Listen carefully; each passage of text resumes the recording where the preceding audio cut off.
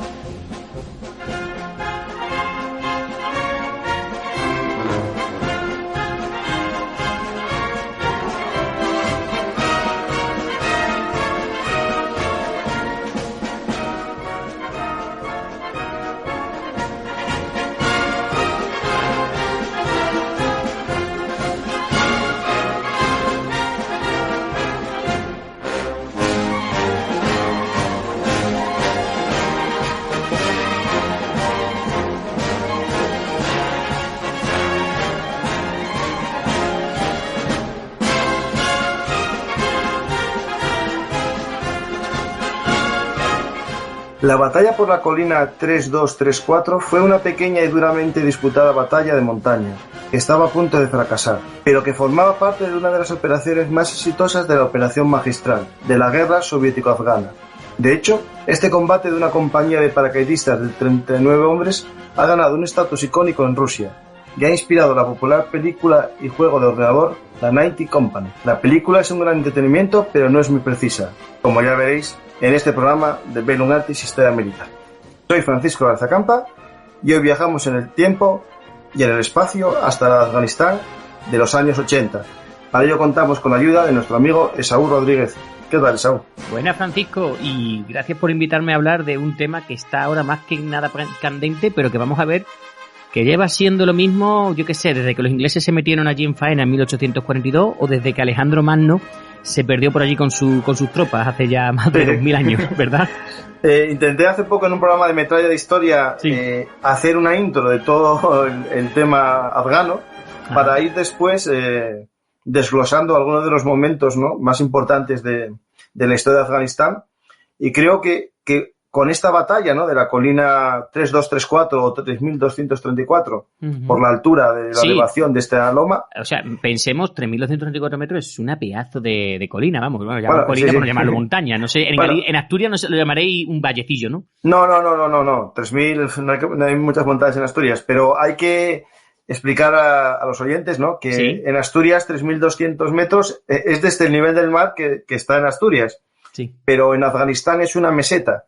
Y hay zonas de 2.000 y 2.500 metros en meseta, es decir, el llano comienza ahí, tú no asciendes los 3.000, asciendes a lo mejor 1.000. De todos modos, recuerdo alguna batalla de las fuerzas especiales norteamericanas que contaba que los mejores, los más preparados, los Navy SEAL, lo que tú quieras, se ponían a subir y bajar y a lo mejor hacían 1 kilómetro al día y acababan reventados, sudados, hechos un asco, porque eso era morirse por subir y bajar esas montañas. Claro, tú ten en cuenta que esto es como los montañeros y sobre todo los ciclistas, ¿no?, que van a México a entrenar o van a Colombia para entrenar en altura, ¿no? Es decir, un llano a 2.000 metros te cuesta el esfuerzo de respirar igual que estás subiendo una montaña a 2.000. Es decir, lo importante es la altura. Claro, si tú estás a 3.000 metros, aunque solo subas 300, no estás subiendo 300 metros de nivel del mar, estás subiendo 300 metros a 3.000. Francisco, lo has dicho muy bien, la 9ª compañía del 3er batallón, bueno, yo me vas a permitir mis famosos ordinales, del 345º Regimiento Aerotransportado, que como sabemos, los soviéticos, pues tienen su infantería motorizada, tienen su infantería de marina, pero tienen unas unidades muy especiales que son los paracaidistas. Y no quiere decir simplemente que salen en paracaídas, sino que son unidades especiales preparadas para luchar en cualquier ambiente y aunque estén rodeados, como decían, ¿verdad?, los de hermanos de sangre, no sentirse, no necesitan, ¿verdad?, ellos ser rescatados, ellos saben mantenerse en el sitio y esperar lo que haga falta. Aquí vamos a hablar de aerotransportados más que de paracaidistas, porque no van a saltar, sino que van a ser dejados, pero lo que sí que podemos es ver primero el contexto, ¿no? Yo creo que a lo mejor tenemos que contextualizar esta batalla que se produce en un escenario que es el sur de Afganistán, ¿no?, en las montañas de la frontera entre Afganistán y Pakistán, en territorio pastún, ¿no? Sí, dentro de la famosa operación magistral. Vamos a ver, pasa una cosa, por si la gente, por resumir un poquillo, si no te importa, en un momento dado en el Afganistán comunista hay un golpe de Estado de otro líder, que ahora sería muy largo contar las discusiones posibles entre los diferentes grupos dentro del Partido Comunista Afgano, se da un golpe de Estado y en el año 79 los soviéticos deciden dar un golpe de Estado para detener... Contra los comunistas, sí. Exactamente, contra esos comunistas que no son nuestros comunistas. Recuerdo que la gente, si piensa que los comunistas son todos monolíticos, deberían saber que hubo una guerra entre chinos y norvietnamitas, o cuando ya eran vietnamitas totalmente, porque habían acabado la guerra de Vietnam, o guerras entre Unión Soviética y China, o guerra entre... Eso es lo normal. Bien, pues hay un golpe de Estado, llegan los soviéticos, ponen a un nuevo presidente y, bueno, pues se quedan allí porque hay una guerra civil. Hay una guerra civil entre la población ciudadana... A ver si te suena. La población que vive en las ciudades más formada, más preparada, más...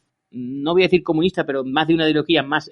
moderna, progresista, por alguna manera, y los que viven en los pueblos, que son más conservadores y que son contrarios de estos movimientos. Eso pasa en todos lados. Exactamente. Bueno, pues este grupo que vive en las ciudades va a ser el que recibirá el apoyo del ejército soviético y los otros pues van a ser la oposición. De allí surgirán los famosos mujahidín.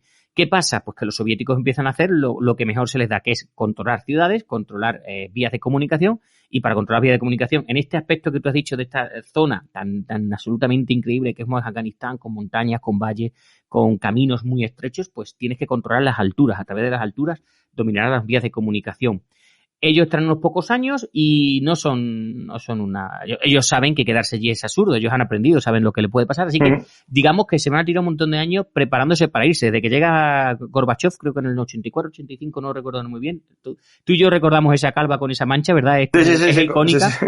Esa mancha que parecía un hocio y un martillo. Sí. Exactamente. Bueno, pues Gorbachev plantea una retirada y empieza a decir a sus comandantes, y sobre todo al comandante del 40º ejército, que prepare la retirada de su ejército.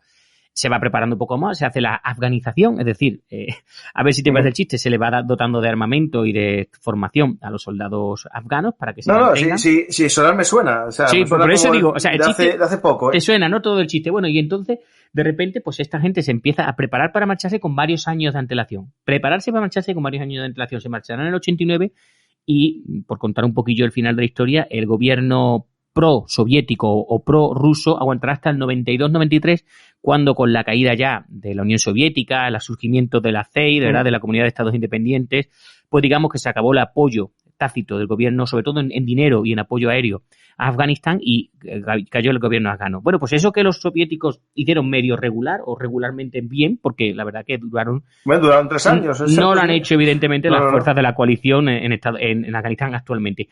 Bien, y esta es una de las muchas batallas que se tuvieron que hacer para ir preparando el terreno para marcharse. O sea, se hizo con tiempo, ¿vale? Esto es de entre diciembre del 87 y enero del 88. Digo que se van a retirar a mediados del 89. O sea, que llevaban un tiempo preparando el camino, porque moverse por Afganistán no es precisamente un camino de cabra, no es un camino bueno, es un camino de cabra, perdón. Y si tus tocayos antiguos le dieron una paliza a los musulmanes en un paso de montaña, pues te puedes imaginar a esta gente con RPG, lanzagranadas, lanzacohetes y todo. Pues sí, musulmanes en sus montañas también es más complicado todavía. Pero bueno, esta gente lo hizo bien. Digamos que este tercer batallón dentro de este regimiento lucharon, consiguieron mantener la posición. Como bien dices tú, la película es una película espectacular, muy buena. No está en castellano, está en inglés, creo que subtitulado. En inglés sí, porque vi yo. Y subtitulado en español, y se puede ver, y es muy buena y muy visualmente muy atractiva. Pero evidentemente no tiene mucha realidad. Pero sí, por ejemplo, decir que de esos hombres que lucharon allí, de esa 9ª compañía, hubo 6 muertos, 28 heridos, y 2 de esos 6 muertos recibieron lo que era en aquel momento la mayor condecoración que podía dar la Unión Soviética, que es héroes de la Unión Soviética, y todos recibieron la Orden del Estandarte Rojo o la Orden de la Estrella Roja, y se calcula que fueron capaces de repeler entre 10 o 12 ataques que provocaron al menos la muerte de entre 200 o 400 mujahidines. Y atentos, estos no eran pastores, porque se sospecha de la presencia de tropas de élite pakistaníes junto con estos mujahidines. Unos hombres de negro, ¿no? Exactamente, estos hombres de negro, para los que les gusten, son parte de una unidad especial pakistaní. Además se sabe que estaban allí porque, más que nada, porque no atacaban a lo bonzo como suelen hacer los pakistaníes, los afganos, sino que iban protegiéndose, haciendo un control de disparo, había armas de apoyo que les iban avanzando, etcétera, etcétera, ¿vale? Y bueno, vamos a ver una lucha en lo alto de una montaña con toda la problemática que tiene. Siempre mantener las partes superiores tiene sus ventajas y sus inconvenientes. Y es que cuando tienes que disparar desde arriba, tienes que asomarte. Muchas veces van a haber puntos débiles, puntos ciegos donde tú no vas a ver. Y encima, en lo alto de las montañas, tú no puedes hacer una trinchera. Y sobre todo en esas montañas, la 3234. Vamos a ver que van a montar una especie como de blockau, esa palabra tan española, aunque no sea nuestra, que además es alemana, donde con piedras pues montaron su defensa y se enfrentaron pues eso contra un enemigo que tenía armamento ligero, regularmente pesado en cuanto a ametralladoras y demás, pero que en fin, que fue un combate a cara a perro, como se suele decir. De hecho, podemos estar hablando que el objetivo, ¿no?, de esta operación magistral, ¿no?, era asegurar la ruta o la vía de comunicación entre Gardez y Kosten, ¿no?, que más o menos la frontera de Kabul a Pakistán. Sí. Además, lo de Host es increíble porque es una ciudad que estuvo casi 6, 7, 8, 9 años totalmente asediada, rodeada. O sea, esto es increíble. Bueno, una ciudad también es un eufemismo porque tiene 15.000 habitantes, pero bueno. Bueno, pero para esos... Sí. ¿Para esos lares? O sea, durante 10 años no había manera de llegar por carretera a Host y, bueno, esta operación magistral tuvo como una de sus misiones era liberar la carretera y, bueno, hablaremos muy sucintamente más adelante, liberaron la carretera, pero los afganos prosoviéticos o del denominado República Democrática de Afganistán, que es una palabra que me encanta, República Democrática, creo que duraron 5 horas. O sea, a los 5 horas salieron copeteados. Y yo me imagino a los soviéticos diciendo, ¿y para esto tanto pelear? ¿Para que estos cabrones abandonen la carretera en 5 horas? Pero sí. Lo mismo que sintieron a Vodafone estadounidense. Vale. Venga, que suena todo, ¿verdad? Es un poquito... Es que la verdad que suena mucho, sí. Bueno, pues había una carretera, como ya has dicho tú, que es Gardez-Host, que tenía que abrirse porque, en fin, tenían que llevar los suministros, evidentemente. Cerca de Host, los mujahidíes pues tenían un importante complejo de suministro y armamento en las denominadas cuevas de Zawar, que además, pues, como bien has dicho tú, es la zona suroeste, que le da los depósitos de suministro de Pakistán, que recordamos que Pakistán es la que, con el apoyo económico norteamericano y árabe de diferentes regiones, pues se estaba formando y estaba manteniendo la lucha. Recomiendo, aunque es una película de Hollywood, La guerra de Charlie Wilson, para ver un poquito cómo era la trastienda de ese apoyo norteamericano velado a Pakistán con dinero para que mantenga la guerra contra los soviéticos. De hecho, aquí estamos hablando del territorio pastún, ¿no?, que es, bueno, la mitad más o menos de la población, en territorio pastún, en zona tribal, que después gran parte de estos hombres, ¿no?, estos mujahidines, ¿no?, que no eran de la Liga del Norte, que son de... Claro, la Liga del Norte es otra cosa. Eso sí, que no son de la Liga del Norte, estos son de, digamos, gente proclive a los talibanes, y la mayor parte de ellos, cuando se generarían los talibanes en la posguerra, ¿no?, al finalizar la guerra con los soviéticos y al acabar con el gobierno casi también democrático, ¿no?, de la República Democrática. El gobierno no mujahidín, por decirlo de alguna manera, porque aglutinaba diferentes movimientos y diferentes grupos, pero precisamente lo que más caracteriza a Pakistán es la multitud de grupos. Los pastunes son un grupo poderoso, pero hay otros grupos poderosos y evidentemente muchos valles, y cada valle pues tiene su rey, su jefe, ¿verdad?, su jefe militar. Y tú y yo nos reíamos porque surge dentro de estos mujahidín un personaje que es Jalaluddin Haqqani, que, a ver, lo hemos comentado, Paco, Francisco, ¿cuántos hijos tuvo? 7, ¿no? 7. ¿Y cuántos le han sobrevivido? Ahora iban... 2, creo que hemos hecho las cuentas. 2, pero porque murieron casi todos porque un dron... A ver, los americanos se han cargado a 4, por lo menos. Les envió un regalo hasta el cielo a muchos. Exactamente. Fijaros cómo es la relación de este Haqqani. De sus 7 hijos, al menos 4 han muerto por ataque de drones, 1 murió en Pakistán por unos hombres extraños y 2 han sobrevivido y son del grupo principal llamado la Red Haqqani.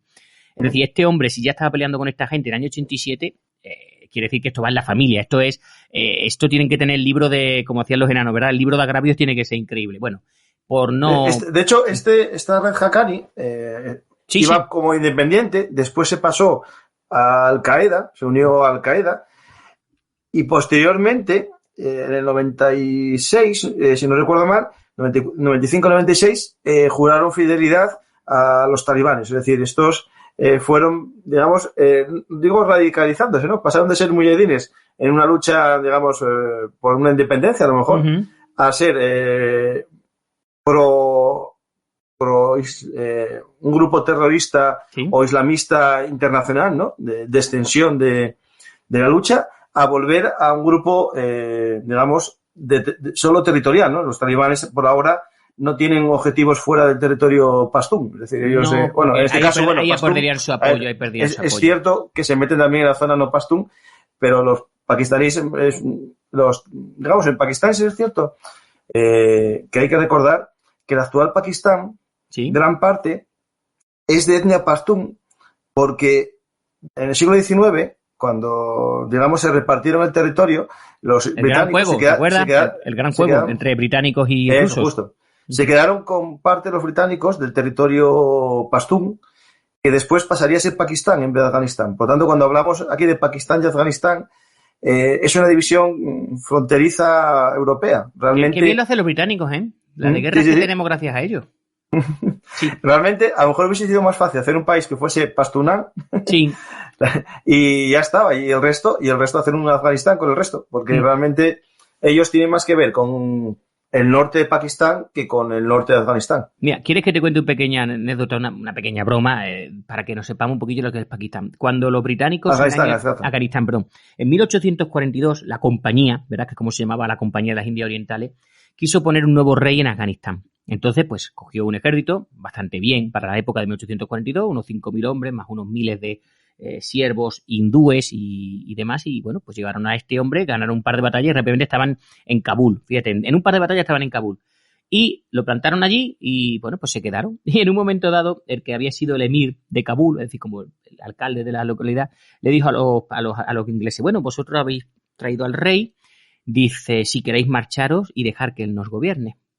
Diciendo, a ver si es capaz, ¿no? Como diciendo, y efectivamente, cuando esta gente se retiró, pues ese hombre duró nada y menos. Es decir, hay una costumbre en Afganistán y es: tú no intentes ponerme a un soberano que no quiera yo, que no lo vas a conseguir, ¿vale? Sí, no, y los hecho, británicos van a tener la guerra de 1842 con la famosa gran retirada. Tú sabes cuál fue aquella, ¿no? Sí, la que llegó solo caballo. Solo un caballo y solo un médico. Y un hombre, sí, y cuando le preguntó el guardia, el vigilante, ¿dónde está el ejército? Ese el único que pudo responder soy yo. O sea, esa respuesta es mítica, es decir, ¿dónde está el ejército que mandamos? Dice, soy yo. Lo único que quedaba era un caballo herido y este hombre que era un cirujano herido. Al año siguiente los británicos mandaron otro ejército, luego han tenido varias guerras, en fin. Pero no, si no te importa, avanzamos, ¿te parece? Y volvemos otra vez. Sí, no, mira, para este contexto que estamos hablando, os recomiendo ese programa corto que hice sobre la historia de Afganistán, metralla de historia, que está en iVoox o en Google Podcast, lo podéis escuchar, en el que intento explicar en 20 minutos la historia de Afganistán. Por lo tanto, ahí podéis ir a escucharlo, porque se hablan de estas cosas que estábamos hablando. Bueno, entonces vamos a ir aquí a la operación magistral, ¿no? Es decir, muy bien. Entonces, esa carretera que es importantísima, como hemos dicho. Se liberaron la zona de Zawar, pero los afganos solamente lo retuvieron durante 5 horas. La zona de Zawar es la que digo que permitía a los mujahidín pues rodear esta ciudad de Host, que al final los mujahidín querían la ciudad de Host por una sencilla razón. En el momento que tuvieran una ciudad, aunque fuera de 15.000 habitantes, que fuera una mierda de pueblucho, le podían decir que esa era la capital del Afganistán libre. Sí, claro. Su calfato. Exactamente, era nuestra capital. Bueno, pues en este momento se retiran, pierden otra vez y empiezan a hacer todavía el sitio, pero esta vez más exagerado. Entonces, ¿qué pasa? Que para finales del 87 la situación se está volviendo crítica para Host y sobre todo para la 25ª División de Infantería afgana, que está allí asediada. El transporte aéreo, por culpa de los misiles Stinger norteamericanos, pues solamente se puede hacer de noche y además utilizando una serie de contramedidas increíbles. Te puedes imaginar MiG-25 bombardeando, MiG-8 y MiG-24 lanzando todo lo que tenían y la cosa estaba chunga. Entonces, se trata de intentar acabar con esta posición que está bloqueando la carretera de Kardec-Host. Entonces, pues nada, se le asegura, se le dice al comandante de este 40º ejército, el genial teniente general Boris Gromov, ese pedazo de hombre que además sería el último en abandonar Afganistán por el puente de la amistad con un par de huevos, diciendo aquí estoy yo y nos hemos marchado cuando yo he querido. Y su primera misión que tiene relación con esto, era liberar el paso de Satakandou, que está a se eleva hasta unos 800 metros en la llanura de Gardez. Y bueno, en ese momento el general Granados con su 40º ejército no tenía tantas tropas como él quería. Pero hay que tener en cuenta que la Unión Soviética tampoco quería plantear aquello como una guerra del Vietnam ni una guerra de ocupación. Le había dotado una serie de tropas y él podía disponer, quitando las tropas de mantenimiento de ciudades, de carreteras, etcétera, con unos 5 divisiones y 2 tercios de este 40º ejército. no podía acoger unidades completas, no podía decir voy a mandar una división completa, así que fue sacando lo mejor de cada una de las unidades, porque al final mantener una ciudad pues no te cuesta, no necesitas tropas muy especializadas. Y recordemos que el ejército soviético de este momento es un ejército de conscripto, que se pueden tirar 2 o 3 años, que los suboficiales, como explicaba yo en un podcast de hace muchos años, no eran más que conscriptos con un par de semanas más de las normales, es decir, tú, Francisco, empezabas la mili y dentro de un año nosotros te decían, bueno, lo has hecho muy bien, te asciendes a sargento, porque nunca ha existido en el ejército soviético un cuerpo profesional de suboficiales. Sí, eso, de hecho es algo que hablando también con David Muñoz Lorente, lo comentaba también que era el gran fallo que tuvo el ejército soviético. Bueno, pues esta gente va a coger diferentes unidades. Por decirte algo, el 108º y 201º de fusileros motorizados, esta unidad tan moderna que tienen ellos siempre encima de sus carros de combates, la 103ª División Aerotransportada, o parte, siempre parte, la 56ª Brigada Independiente de Asalto Aéreo y este Regimiento Independiente, el 345º, junto con el 191º Regimiento Independiente de Fusileros Motorizados. Bueno, claro, aquí hay que recordar que es a lo mejor compañías de cada una de ellas, tampoco mucho más. Pues tú te voy a coger la compañía de armas pesadas, tú me vas a dar los regimientos de artillería antiaérea, etcétera, etcétera. Se van a utilizar 10 batallones afganos de la Policía Armada. A ver, la República Democrática de Afganistán tenía, por resumir, un ejército, bien, del que no me puedo fiar, una policía militarizada y una milicia controlada por el presidente, los Sarandoy, que muchas veces estaba mejor armada que el ejército. Eso te da pie a pensar qué es lo que pasa en este ejército. Bueno, si te das cuenta, en gran parte de las dictaduras, gobiernos democráticos, suele ser habitual que una milicia o ejército del partido tenga mejor armamento, ¿eh? Pues así era. O sea, sí, podemos recordar Saddam Hussein, que su guardia republicana, ¿verdad? Claro. Pues eso pasaba. O sea, había una policía secreta, cuyo, en teoría, pues es lo que podemos conocer en Occidente por la KGB, ¿verdad? Bueno, pues tenía una policía secreta que tenía tantas tropas y mejor armamento que el mismo ejército. Pero bueno, digamos que va a tirar un poquito de todo. Hasta el final, 24.000 soldados y sobre todo lo que mejor se le da a los soviéticos, artillería. Artillería a nivel de ejército, de división, de regimiento. Lo puso a todas estas tropas el 21 de noviembre de 87 a las afueras de Gardez y durante 6 días lo primero que va a intentar es negociar. Vamos a llevarnos bien, vamos a intentarlo sin acero, porque esta guerra de Afganistán es muy graciosa porque hubo periodos de paz entre soviéticos y ciertos grupos, hubo momentos de guerra entre soviéticos, hubo momentos en que los soviéticos convencieron a un grupo de que se peleara con el otro, eso fue muy típico. Y bueno, en este momento vamos a intentarlo con los ancianos. Me imagino que gran parte de los negocios será también a cambio de dinero. O sea. Evidentemente. O sea, vamos a ver, se contaba las malas lenguas que hubo un momento en que España tuvo un problema con el famoso helicóptero, que es Puma, y era en una zona donde previamente los italianos habían dedicado a pagar a los ancianos del lugar para que no le molestaran. Pero eso es una maleficencia por mi parte. No, yo, y viendo la CIA, los aviones llenos de dinero para pagar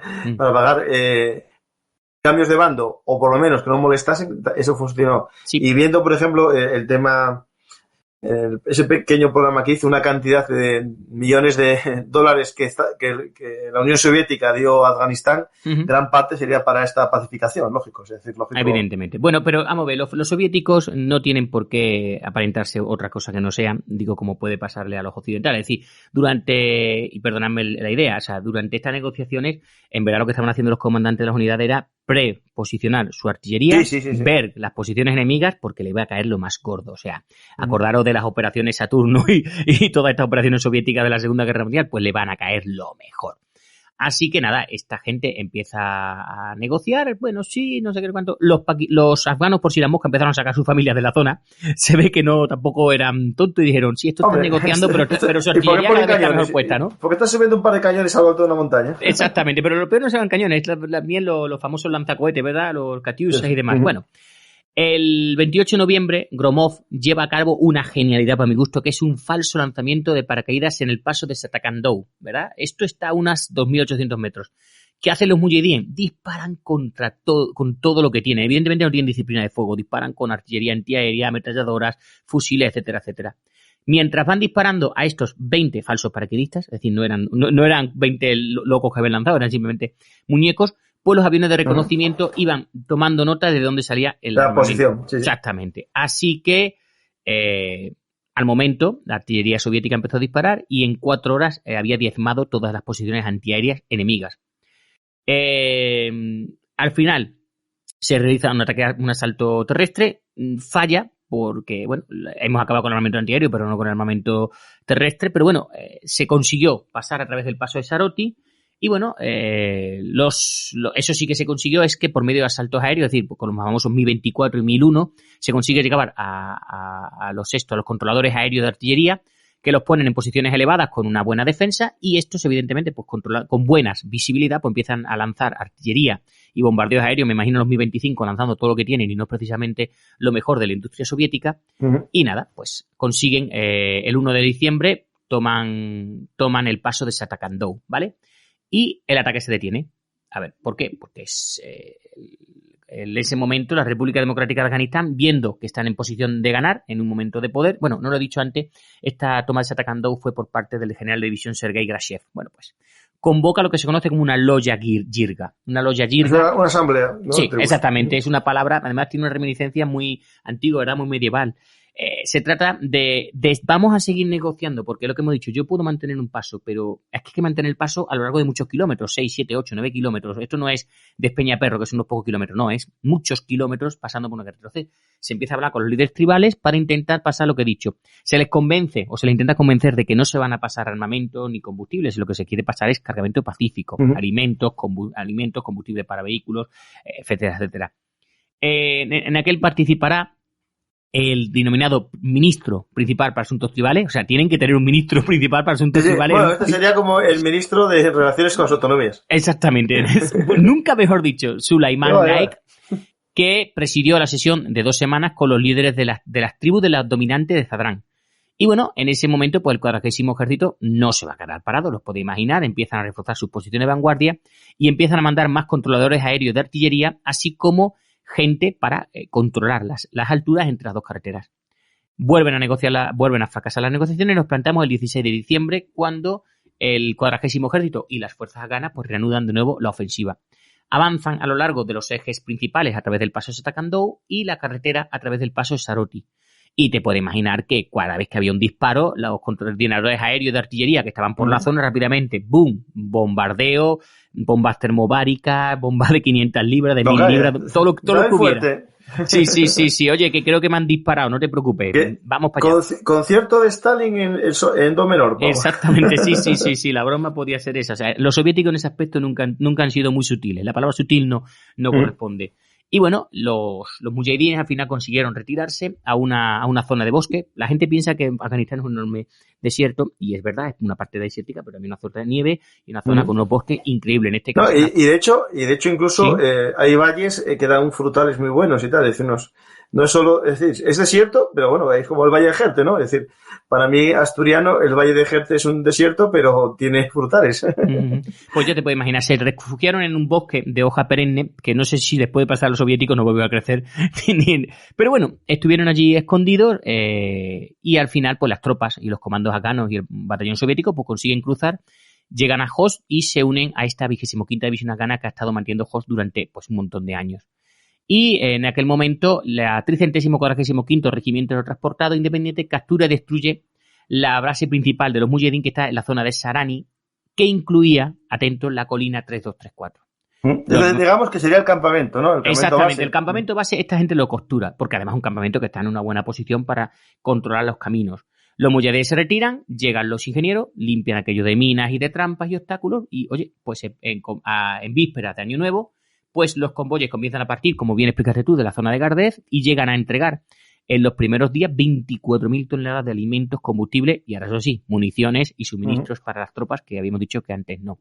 Hasta ahí fácil, ¿no? Hemos visto que los... no, parece que sí, pero me imagino que tú, una vez que aseguras esto, la carretera al día siguiente te la vuelven a cortar, o sea, pues... Exactamente. Bueno, pues llegamos al día 23 de diciembre, la artillería soviética ha disparado sobre el campo base de Sarani, y se utiliza un método que se conocerá a partir de ahora por los soviéticos por el método afgano. ¿Esto qué consiste? Pues es un bombardeo de artillería pesada por la noche. Me dirás tú, ¿por la noche? Bueno, sí, antiguamente por la noche no se podía disparar artillería, pero los soviéticos primero disparan cohetes con iluminación, estas grandes bengalas que van cayendo con paracaídas, ¿verdad?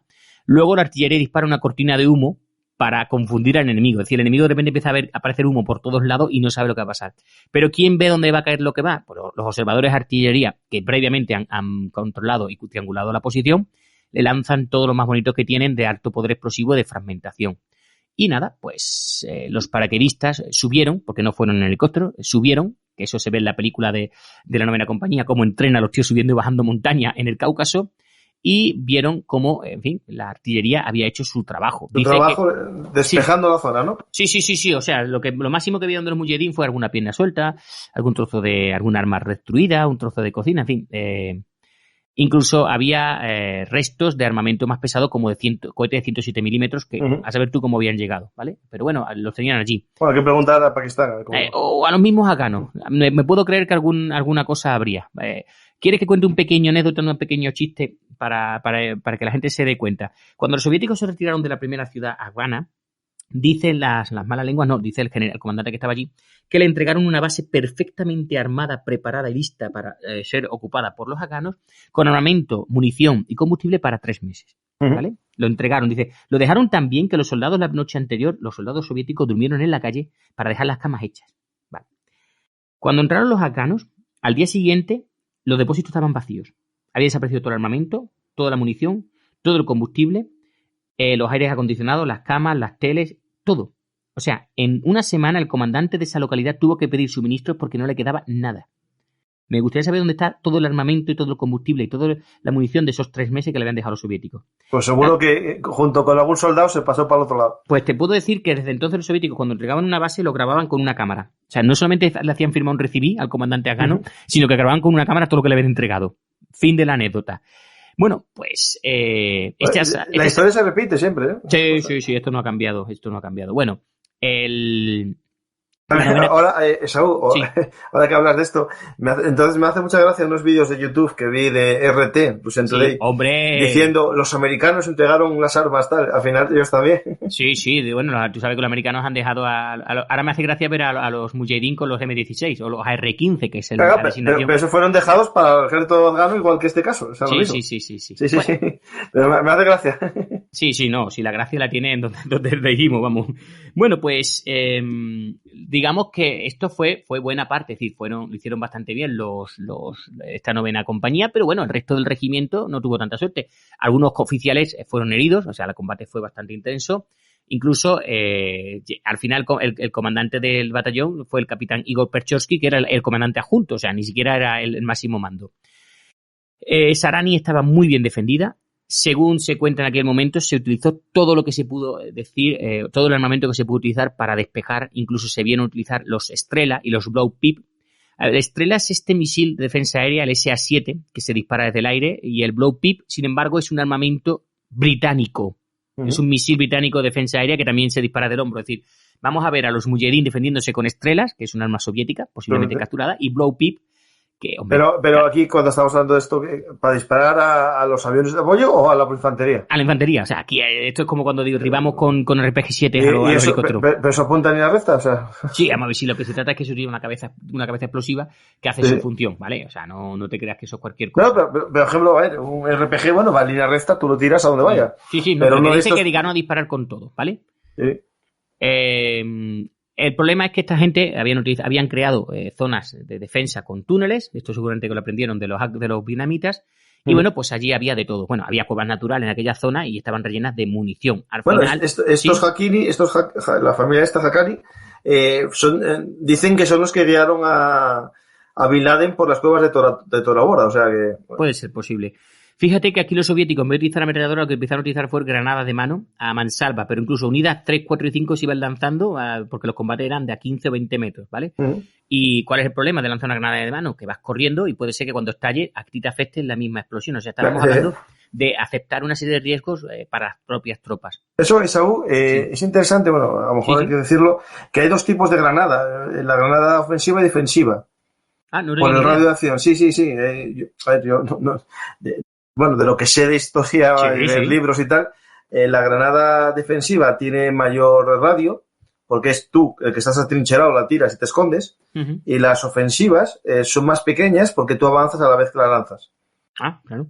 Sí, de hecho... Pero corre el riesgo, como sale en las películas, que la lances y también, mal y de repente te estalle la granada y tú estés por allí en el aire saltando, ¿vale?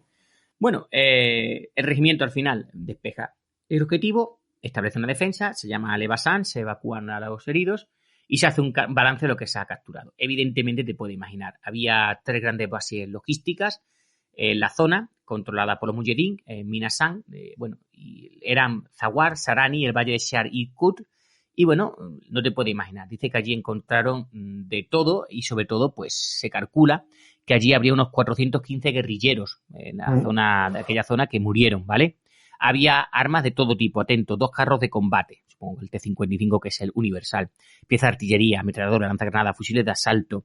Había armamento de muchos países, había minas terrestres chinas, la Chinacom, Gran Bretaña, Estados Unidos, Checoslovaquia, que suministrado a enemigos y amigos soviéticos. Amigos. Máscaras de gas, ropa, sacos de dormir de Alemania Occidental y Estados Unidos. Los del saco de dormir me hace gracia porque cuando hice el podcast sobre las tropas soviéticas, debo decirte que las tropas soviéticas no tenían saco de dormir, digo los conscriptos. Es decir, tenían previsto, tenían una manta o dormir con sobre el suelo. Solamente tenían saco de dormir aquellos oficiales que habían ido a Alemania Oriental y les habían comprado de Alemania Occidental. O sea, era un invento moderno el saco de dormir para las tropas. Por eso muchas veces se hacen caso. Lo que sí tenían, es una chorrada que voy a decir, lo que sí tenían también occidental, muchos de ellos eran las Adidas, los Spetsnaz. Bueno. Los payasos Adidas, esos los tenían también. Sí. Bueno, pues al final, según cuenta el jefe del destacamento del equipo de propaganda, que es un equipo que es, bueno, pues le intentaron en su momento, igual que a los norteamericanos, aquello de ganarse el corazón y la mente, o por lo menos de que odies mucho a tu vecino más que a los soviéticos, que era Frank Clausewitz, dice lo siguiente: había una sorprendente cantidad de papeles que incluían planos, registros, mapas, fotografías, pasaportes y otros documentos, muchos de hecho falsos. Había sacos y sacos llenos de documentos que yo me llevé y luego revisarían. Las tropas soviéticas llevaron todo lo que pudo ser útil, pero gran parte del botín, incluyendo una ingente cantidad de municiones, simplemente tuvimos que destruirlo. Habría sido imposible sacarlo todo así. Por ejemplo, cogimos los cañones de la ametralladora de la DSHK de 12,7, pero destruimos el resto. ¿Por qué? Porque sabes que cuando los cañones se calientan, pues hay que cambiarlo. ¿No? Pues esta gente dice, estamos escasos de qué necesitamos. Los cañones de esta ametralladora, que la DSHK 12,7 o calibre 50, pues es una maravilla.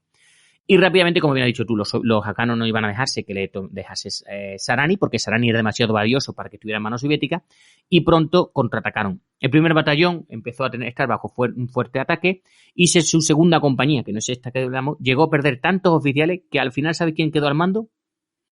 El cirujano. El cirujano del batallón. Que ese cirujano es oficial. Sí, hombre, era un teniente primero, lo que nosotros conocemos como un teniente a secas. Pues un teniente, un chavalillo de 23, 24 años quedó al mando de la segunda compañía porque era el único oficial que quedaba. Bueno, hemos dicho que este campamento base de los Mujahideen en Sarani era un objetivo principal y clave durante la operación magistral. Estaba en un punto, por si no lo hemos comentado, importante cerca de la carretera principal, la que giraba hacia el este, hacia Khost. Y bueno, hemos dicho que era la zona Shah-i-Kot, que pues era una zona importante de ese valle Mujahideen. La destrucción de esta base fue un gran revés para los mujahideen, podemos imaginar, pero también indicaba algo. Si tú destruyes una base que acabas de conquistar, es que no te vas a quedar, ¿vale? No, está claro, no tienes intención. O sea, si tú quieres quedarte, te aprovechas de lo que el enemigo ha construido. Si te vas a marchar, lo destruyes, ¿vale? Así que los mujahideen también dijeron, bueno, tampoco se van a quedar mucho tiempo.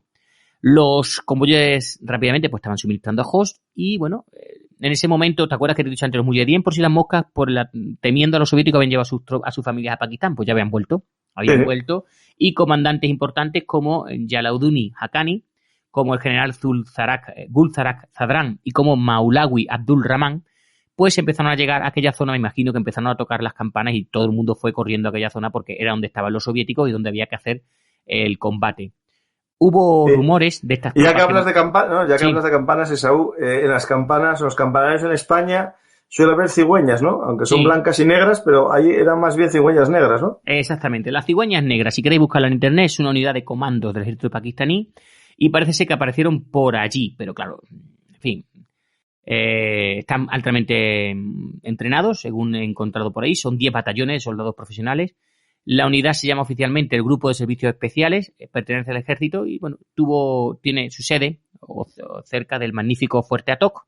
Y bueno, como digo, algunos decían que vieron uniformes negros y con un equipo de red dispuesto uniformemente, es decir, que no era el típico afgano que se viste con lo que va pillando. De civil, sí. Sí.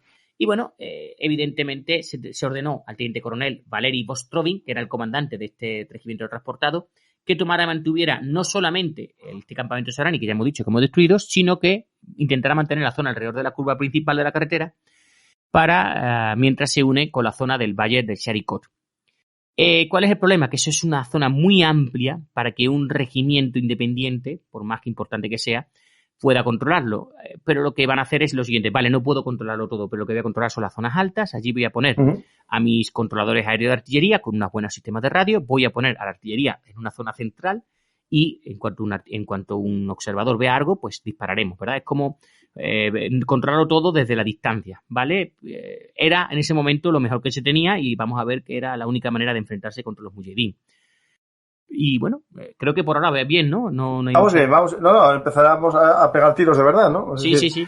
Estas cigüeñas negras, supuestamente, y sus amigos mujahidines comenzarán a subir o intentar subir.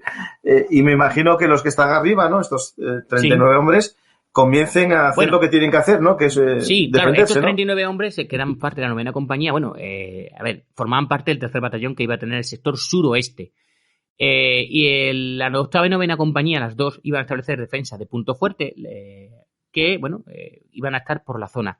Cada una iba a tener asignada un grupo de artillería, un controlador aéreo. El teniente coronel Vostrovin puso su puesto de mando, su batallón de artillería y sus carros de apoyo en el centro del semicírculo, porque habían formado una forma de semicírculo, de tal manera que hemos dicho que desde el centro yo puedo apoyar. Esto es verdad, es muy soviético esta idea de erizo, ¿verdad? Se vio, por ejemplo, en la guerra de Irán-Irak, en la guerra de Irak-Estados Unidos, de que siempre colocan sus carros en forma de semicírculo con la artillería en centro. Lo que pasa es que si el enemigo tiene F-15, F-18, F-16, pues la verdad que las...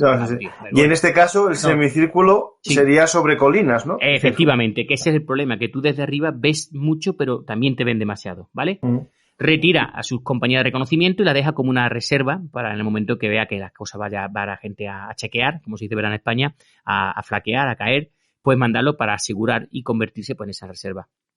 Los puntos fuertes en una zona de montaña no se pueden apoyar unos a otros debido a eso, a la dificultad del terreno, pero bueno, como hemos dicho, gracias a la artillería y ese dominio del aire que tengo, gracias a los Mi-25, Mi-24, etcétera, pues nada, vamos a luchar contra ellos. Y bueno, estos van a tener, los mujahidín van a tener entretenido a todas las unidades todo el tiempo. La 9ª compañía estaba en una posición, en una denominada pues Nido del Águila, ¿verdad? Una visión muy espectacular. Los exploradores del batallón mantenían las alturas de la colina 3234 y estaban a unos 500 metros. Y bueno, estos que hemos dicho, como sabéis la película, eran reclutas, pero eran gente dura, llevaban ya 5 meses de combate y en 5 meses tú ya estás entrenado en montaña y te has sacado el máster en lucha contra enemigos, ¿vale? Además se habían formado en el Valle de Fergana, que está en el Cáucaso, y eso pues es, y tenerte todos los días subiendo y bajando por aquellas montañas te prepara para Afganistán. Otro sitio no. Uno diría yo que me metí a paracaidista y aquí al final soy de montaña. Exactamente.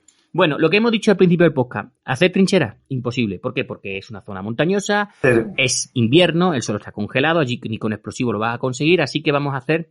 los afganos lo llaman el sangare. El sangare, los soviéticos dicen el klatki, yo lo llamaría un blockhouse, sería la palabra, ¿no? De hacer un... No, o más bien un muro de piedras. Un muro de piedra, sí. Lo que pones en las fincas para separar las fincas, un muro de piedras. Qué bueno te ha quedado, paisano. A ver, efectivamente, son poner piedras sin argamasa ni nada. Es decir, aquello está muy bien, si le disparas con una bala, pues no pasa nada, pero si te llega un RPG-7, la piedra salta para todos lados y el que esté detrás le va a hacer más daño que la misma. Claro, de hecho, mira, los españoles ¿sí? en África se inventó la trinchera española, que a mí, os digo que la busquéis, es una trinchera peculiar, que cuando se hacía el agujero, la tierra y las piedras, en vez de ponerse delante para aumentar el parapeto, se ponía detrás. No sé si visteis imágenes de la guerra de África, de anual. Sí. Con soldados españoles disparando, pero el parapeto, lo que normalmente se pone delante, estaba detrás. Y decían que era por el tema de la metralla. Ah, pensaba que no se fiaba de sus ayudas, de sus ayudantes, sí, también puede ser, pero no, porque... Tú sabes que el rebelde, decían los españoles en África, que él dice, el moro bueno es el que... el moro bueno es el moro malo es el que te dispara durante todo el día. El moro bueno es el que te dispara solamente por las noches. Sí. No, pero bueno, la trinchera, yo creo que lo que había oído era por el tema de las metrallas. Pero evidentemente es una broma, una pequeña... No, pero que también es cierto. Sí. Exactamente. Bueno, el problema es lo que hemos dicho. Se trabajó día y noche, incluso los chavales pues empezaron a escribir la típica carta a sus madres. Hay una canción preciosa que se llama No le digas a mamá que estoy en Afganistán, que luego se tradujo por No le digas a mamá que estoy en Chechenia, ¿vale? Para que os fijéis la dureza de las letras de las canciones. Los reclutas sabían que ir a Afganistán no era algo bueno. Mejor que te tocara Alemania Oriental, ¿verdad? O Checoslovaquia, o cualquier sitio. O pasar frío en el Ártico, yo qué sé. En cualquier sitio, o Crimea, Bueno, no solo en Sebastopol. ¿qué pasa? Pues que empiezan los de artillería, pues que empiezan a registrar las cotas, las posiciones, van diciendo a la artillería, oye, dispara sobre la posición 27 tal cual, que voy a ver dónde caen los pepinos. Oye, empiezan a darse cuenta de que los pepinos no caen donde están mandando. Dice, esta es la cosa chunga, tío. O sea, no me da confianza el que yo te diga que me lo lance sobre tal posición, que es una colina que estoy viendo, resulta que cae más a la derecha o más a la izquierda. Dices tú, pues si esto es ahora, cuando llegue el enemigo, la tenemos mal, ¿vale? Dice que los afganos, evidentemente, pues van también disparando con su artillería. En este caso, pues son cohetes, ¿vale? Van cayendo, dice que caen al sur, al sureste. No se sabe dónde van cayendo los cohetes, porque lo que tienen los cohetes es como los proyectiles de obús o de mortero, que sabes cuándo llegan, pero no de dónde vienen, ¿no? Muchas veces no. No, y además es una zona montañosa que puede ser en tiro recto, parabólico, lo más seguro. Y además, con el efecto de las montañas, pues incluso no pueden ni calcular por el oído, porque te engañan. Eco, sí. Y bueno, se mantuvieron la novena compañía mantuvo las alturas, mientras los ingenieros pues iban limpiando los caminos y los arcenes de la famosa carretera. El denominado teniente mayor, que es un rango que hay entre teniente y capitán, es una de estas cosas que tienen los soviéticos que no tienen el resto de los ejércitos occidentales. Sergei Shakov, pues estaba al mando. La defensa de la compañía se construyó alrededor de, un arma pesada, una de estas de 12,7, varias ametralladoras de 7,62 en su bípode y un lanzagranada automático, una maravilla, el AGS-17, ¿vale? Bueno, el resto de la compañía, pues lo típico, el fusil de asalto Kalashnikov para las tropas, varios rifles francotiradores, ¿vale? Eso no puede fallar, del modelo SVD. Sabes que los soviéticos pues no tienen francotiradores, sino que al mejor tirador pues se le da el fusil y va aprendiendo sobre la marcha, ¿vale? Te dan como tiene un nombre, tirador... Selecto sería, ¿no? Selecto, justo, sí. Muy bien. Sí. Y luego, pues el típico, el RPG-7, que no falte nunca en una dotación. Vámonos al víspera de Año Nuevo. El tercer pelotón de la novena compañía se traslada a la cima de la colina, permitiendo que los exploradores del batallón pues vuelvan a la reserva, como hemos dicho que deben estar.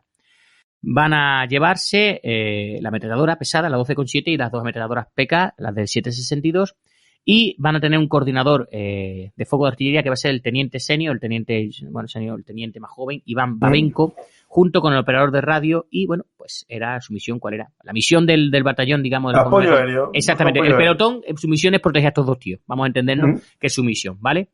El tercer pelotón estaba a unos 300 metros al suroeste y 200 metros más alto que el resto de la compañía, que estaba un poquito más abajo. El pelotón estamos hablando de 39 hombres bastante separados unos de otros. Sí, 300 metros al sureste, 200 metros más alto. Para 39 hombres en aquellas montañas, eso es una distancia inabarcable, ¿vale? Y ahí entraba... Bueno. Todos los boyardines que quisieran. De noche, todos por ahí. Y los que van de negro, los que van de negro pasan. Pero las cigüeñas negras, las peores. Bueno, va a estar al mando lo que hemos dicho, un chavalín, porque es un suboficial, Vasily Kozlov, que puede ser perfectamente uno que lleva 6 meses más de mili, para que nos hagamos una idea. El segundo pelotón, que no es el tercero, se desplegó al norte, abarcando con el tercero y el segundo pelotón, pues abarcaban ambos lados de la cresta. Y el primer pelotón, junto con los exploradores, se desplegaron en el flanco del segundo pelotón y ya pues teníamos a los 4 lados de la cresta, ¿vale? Y me imagino que como... No me imagino, lo sé, como todo empeora, se puso a nevar. Evidentemente, te puedes imaginar. Año nuevo, vida nueva. Pues nada, empeora el tiempo. Hay una nevada que dura hasta el 4 de enero en un terreno que tú no te puedes resguardar. Tiene que ser una gracia increíble, tío. Eso. Sí. Bueno, los aviones soviéticos vuelan y dice que en un momento dado, cuando iba pasando unos aviones, ven dispararse un misil tierra-aire, un Stinger. Y bueno, pues el piloto fue alcanzado, pero estos aviones soviéticos de la época, sobre todo, por ejemplo, el Mi-25 que lo he estudiado, pues llevaban redundante todos los sistemas, con lo cual le podía alcanzar un Stinger, pero a menos que la cosa fuera muy chunga, podían volver a base. En este caso consiguió volver al aeródromo de Bagrán. Y bueno, pues te puedes imaginar, se lo pasaban pipa a las tropas allí. Juegan las cartas, fuman cigarrillo. Bagrán. Sí, Bagrán, sí, también, la base de Bagrán. Sí, aquí no sabemos los nombres perfectamente. Bueno, te puedes imaginar que esta gente está allí, con lo que no podrán encender mucho fuego, me imagino, para que no se pongan las posiciones, pero que lo único que pueden hacer es jugar a las cartas y fumar y jugar a las cartas, no les queda mucho más, ¿verdad? Sí, porque vodka tampoco tendría mucho. No sé qué decirte, ¿vale? No me voy a atrever. En las unidades rusas o soviéticas por lo menos tenían dosis de vodka, es decir... Bueno, a ver, es que Pero aquí en esta solo 6 mitad de nada puede que no tuviese mucho, ¿no? Vale, a ver, una cosa. No lo hemos dicho, pero el año nuevo es importante en la Unión Soviética, ¿vale? Independientemente de cuándo sea, porque sabes que el calendario juliano va después del calendario cristiano. Claro. ¿Este año nuevo qué es? ¿El soviético o el europeo? Es el europeo, es el 4 de enero, este no es el de ellos. ¿No? Exactamente. Bueno, pues la cosa es que esta gente dice que cuando es una fiesta, en la Unión Soviética es un año nuevo, es una fiesta importante. Misteriosamente se ve mucho vodka, como si el resto del año no se bebiera. Uh-huh. Incluso, pues, en la película se puede ver que se cogen una borrachera increíble viendo lo que ellos llaman el samogán. El samogán es lo que literalmente se llama luz de luna. Bueno, el comandante le envió los zumo de ciruela, unas galletitas para las tropas, y bueno, pues, ¿cuál es el problema del halcón en alta montaña? Que sube la cabeza, ¿no? Como en el avión. Sí, que además cualquier herida se convierte en una herida muy grave, ¿vale? Eso sí, porque diluye la circulación. Claro. Muy bien, pues nada, 7 de enero, día de Navidad. A ver, aquí está el desfase. El calendario ortodoxo ruso. Bueno, a lo mejor ellos van bien y el resto vamos mal. Bueno. No. Claro, depende de qué referencia pongas. Claro. Sí. Oye, allí no tienen a Santa Claus, ¿eh? Allí tienen a la abuela Escarcha o a la doncella de la nieve, ¿vale? Y bueno, para estos chavales, que algunos tienen 17, 18 años, me supongo que sería un momento muy importante. A pesar de que, evidentemente, desde los años 20, que el gobierno soviético había intentado acabar con todas las festividades, ¿qué quiere que te diga? La tropa, sobre todo los que vienen de los pueblos, pues seguramente sus abuelas, sus madres lo hayan llevado a la misa y conozcan un poquillo por los ritos básicos de la iglesia ortodoxa. Bueno, pues le regalan los hakanos, deciden de hacer un regalo de Navidad. ¿Qué te puedes imaginar que le mandamos? Pues lo mejor de la tecnología soviética y norteamericana, mortero y fuego de cohetes. Pensé que eso es un regalo de... Ya, los cojones, sí. Y sorpresa que tenías tú. Dice que en unos 20 minutos le cayeron 300 proyectiles de mortero y cohetes. Los fuegos artificiales los pusieron los hakanos. Claro, es que hay que tener en cuenta aquí, claro, que los afganos ni la Navidad católica ni la ortodoxa. Nada. Además llegaron a dispararle con los cañones de retroceso. Los famosos 57 milímetros, los 75, los cañones de retroceso, también llegan a disparar y esos son de tiro tenso. Cae la primera víctima, que no puede ser el mejor, el cabo Andrei Fedotov, que era el operador de radio del coordinador de artillería. O sea, vamos bien. Vamos bien. Y encima la radio, hacer puñeta. O sea, mejor todavía, ¿vale? Entonces ya les queda poco. Pero la artillería responde, del 345º regimiento, pues responde al fuego enemigo, pero claro, no sabemos, no podemos controlar, no hay radio. La radio de la compañía funcionaba y las de pelotón también, es decir, entre ellos se podían contactar. Al final pudieron decirle que no estaban acertando, pero es que tampoco podían controlar muy bien dónde caían los pepinos. A las 15:30, el primer pelotón, recuerda que los pelotones estaban situados alrededor de la colina, al mando del teniente Víctor Gagarin, al cual su nombre su designación era cosmonauta. En fin, bueno, lógico. Sí. Claro, lógicamente, ¿verdad? Bueno, pues este primer pelotón le dan 20 cohetes, ¿vale? Y desde 3 lados empiezan a caerle más lanzacohetes y además proyectiles de cañón sin retroceso. Gagarin pide fuego sobre las posiciones enemigas que podía detectar y bueno, pues los Katyusha consiguen acallar muchas de estas posiciones. En aquel momento una gran fuerza enemiga atacó la colina y llegó hasta unos 200 metros de las posiciones soviéticas. A los 40 minutos el enemigo volvió a atacar bajo un fuerte fuego de cobertura. En este caso, en vez de desde 3 posiciones, desde 2, gritando el famoso Alá Akbar, que como sabemos significa Alá es grande. Sí. ¿Una cada estilo Banzai o...? Sí, disparando.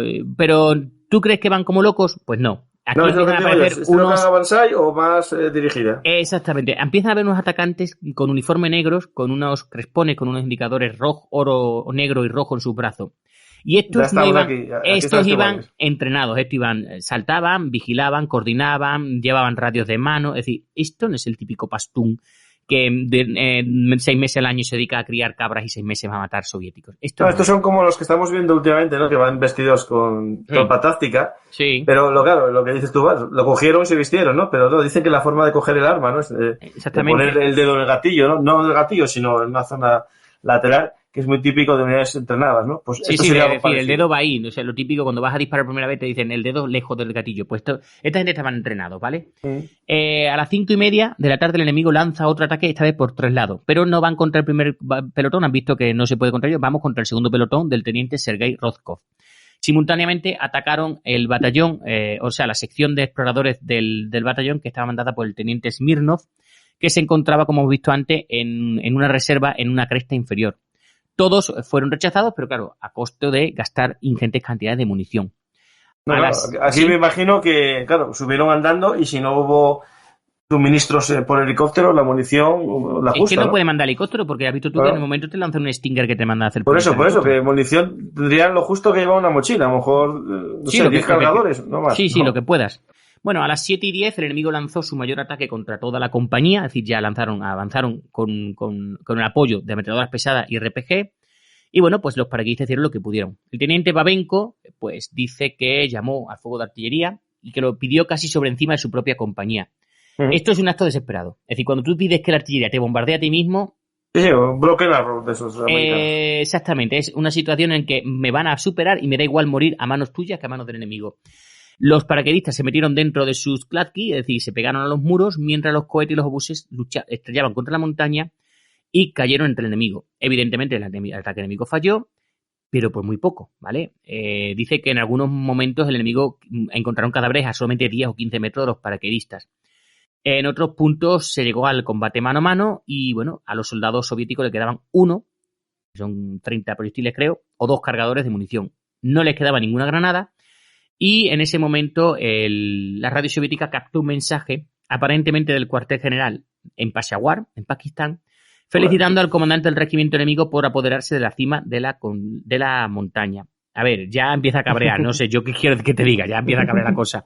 Pero esto es como cuando los británicos pensaron que habían conquistado Cartagena de India. Las felicitaciones pero lo interesante es del cuartel general en Peshawar, o sea... Sí. ¿Pero cuartel general en Peshawar de los mujahidines o de los pakistaníes? ¿Y a qué comandante de regimiento se refiere? ¿Desde cuándo los mujahidines tienen regimiento? A ver, por eso. Bueno, el ataque enemigo por la noche se detiene.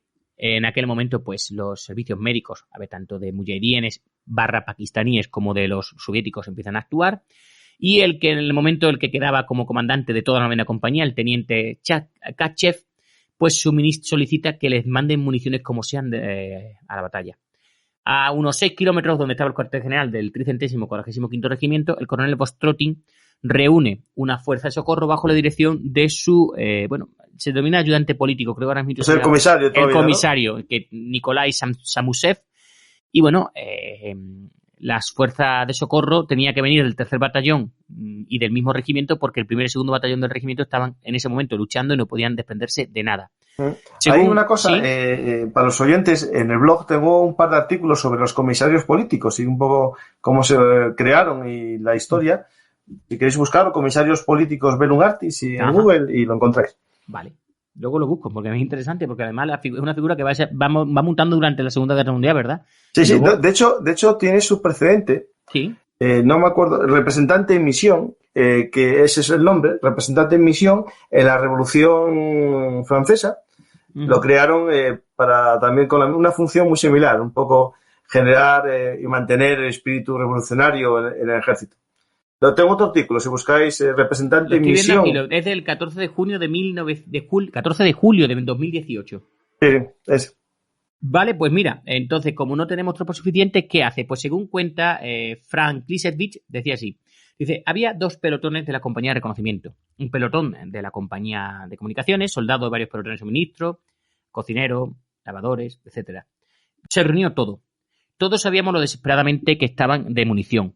Que una caja de zinc que contiene 1120 proyectiles para un fusil de asalto o 700 para una ametralladora solo le iba a durar 10 minutos. Es decir, fíjate tú que 1100 proyectiles le pueden durar a esta gente 10 minutos y necesitamos llevarle mucha munición, ¿vale?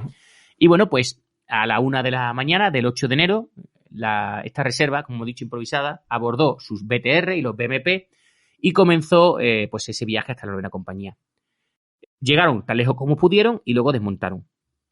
El pelotón de exploradores del 3er batallón, que hemos dicho que estaba en otra colina, ¿verdad?, se encontró con ellos y les ayudó a subir a la montaña. Según Klisevich, decía así: mientras subíamos, oíamos gritos y de vez en cuando desde la posición de la 9ª compañía. Sabíamos que la munición significaba la vida para esos tipos. La gente se cortaba las piernas, se perdían las uñas, se ampollaba los pies y se torcía los tobillos en la montaña. Pero seguimos adelante. Un soldado llevando una carga completa cayó unos 30 metros por la ladera de la montaña. El comandante del pelotón de comunicaciones gritó: ¿estás vivo? Varias veces. No hubo respuesta hasta que oímos el forcejeo y la voz del soldado maldiciendo. Pero se las arregló para volver a subir por la cara de la roca de nuevo. O sea, subió con la carga completa de munición. La situación que encontramos cuando llegamos a la 9ª compañía era indescriptible. 1.500 proyectiles de mortero y todos los proyectiles de los hombres habían sido disparados. Habían estado tan escasos de munición que durante la última oleada del ataque los soldados habían podido disparar una sola vez. No podían prescindir de la munición para disparar en ráfaga. Aquí, digamos, pusieron la posición a tiro. A tiro, exactamente. Y el AK-47 no es precisamente el mejor arma para hacer tiro a tiro. Cuando llegamos, a cada uno de ellos le quedaban unas 15 balas. Si no hubiéramos llegado, la compañía habría sido eliminada. Medio cargador, no tenían ni... Nada, que medio cargado, efectivamente. Sabíamos que el ataque comenzaría de nuevo al amanecer. Encontramos a los heridos gimiendo en agonía y a los muertos tendidos donde habían caído. Un hombre, cuya cabeza estaba envuelta en vendas improvisadas y cuyo brazo estaba sangrando, tuvo que apuntalar su arma bajo el brazo y empujar las balas de una en una cuando le dimos las municiones. Meter la munición en un cargador es duro, ¿eh? El muelle de retroceso cuesta.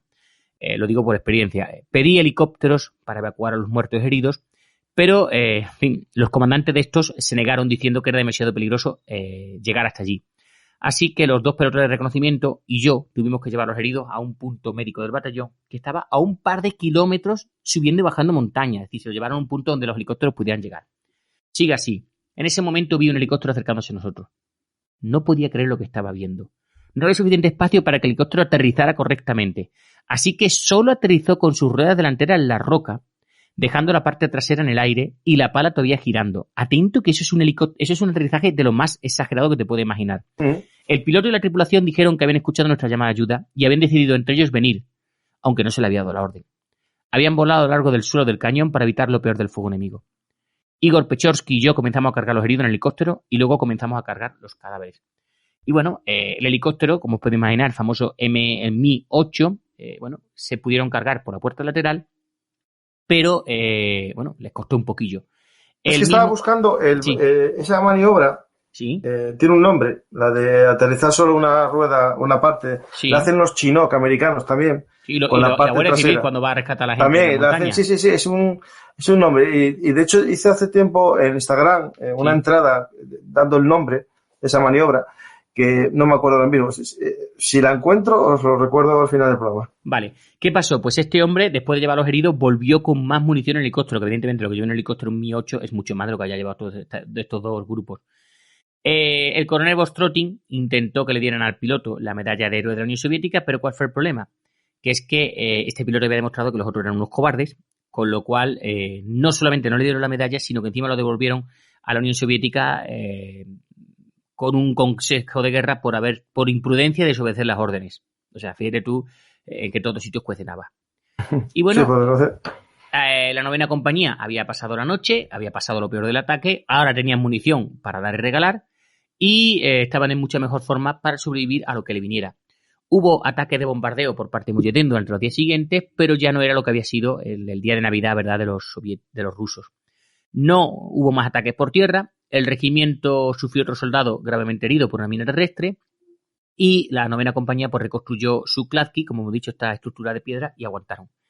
El clima empeoró, como solamente puede pasar en Afganistán, volvió a nevar con fuerza y para agravar la miseria de los paracaidistas, pues empiezan a aparecer el amigo del soldado, que es el piojo. Vale. Pensé que ibas a decir, no sé, la rata, que también es buena amiga. Pues sí, hay piojos porque la rata la ha traído. Bueno, pues empieza a llegar los piojos y está... hay que ser sincero que las ratas son bastante inteligentes y no se iría a donde estaban ellos. Bueno, ¿cómo se hace cuando hay piojos? Pues nada, hay que hervir la ropa. Te puedes imaginar estos tíos en medio de las nieves, desnudo, mientras en unos grandes latas de zinc vas hirviendo agua y lavando la ropa. ¿Vale? Merecería la pena... No, es que el dolor es bastante molesto el piojo, pero hostia, desnudarse allí... O sea, tú pruebas de esto de dormir la siesta cuando hay una mosca que te está molestando, pues que el picor te dure todo el santo día. Bueno. No, pero ¿y cómo secas la ropa? En fin. Claro, es que eso no lo veo, porque allá arriba... son paracaidistas soviéticos, no necesitan secarse la ropa. Pero la ropa se congela. Bueno, a finales de la segunda semana de enero los combates habían terminado y los soviéticos pues habían controlado, los depósitos que hemos dicho, las cuevas donde había suministro de municiones. Y bueno, se mantuvo el camino, como has dicho tú, hasta Khost, hasta finales de enero. Destruyeron todo lo que no pudieron llevarse, así como habían capturado 2 y otros 2 más que encontraron 4 carros capturados, 10 BTRs, también capturado. ¿Cómo han encontrado 10 BTR? Y todo tipo de armas. Y luego, pues, transfirieron a esta carretera de Khost a la Fuerza Armada de la República Democrática de Afganistán y se retiraron. ¿Cuánto tardaron los Mujahideen en recuperar la carretera? Tic-tac, tic-tac, tic-tac. 3 días. Vale, nada, lo hicieron, es que era fiesta, una semana, ¿vale? Bueno. Y nada, en un mes... Bueno, a ver, una semana, pero fueron 3 días, es decir, empezaron al cuarto día. Sí, yo creo que 3 días ya has acertado, Francisco. Yo creo que lo de la semana es una machada. A ver, sí, en 3 días, en una semana, los Mujahideen habían conseguido recuperar la carretera, habían vuelto a sus cuevas y y los depósitos de suministro y municiones estaban llenos otra vez en nada.